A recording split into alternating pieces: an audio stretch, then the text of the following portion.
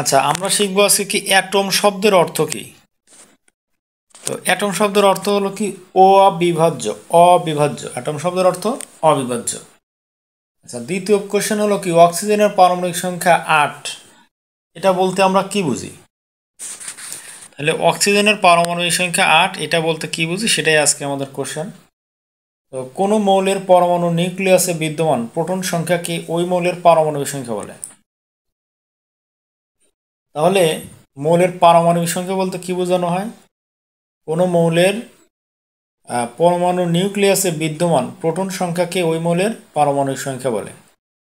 পারমাণবিক সংখ্যার সাহায্যে মৌলের প্রোটন সংখ্যা ও ইলেকট্রন সংখ্যা জানা যায়। তাহলে কি পারমাণবিক সংখ্যার সাহায্যে মৌলের প্রোটন সংখ্যা ও ইলেকট্রন সংখ্যা জানা যায়।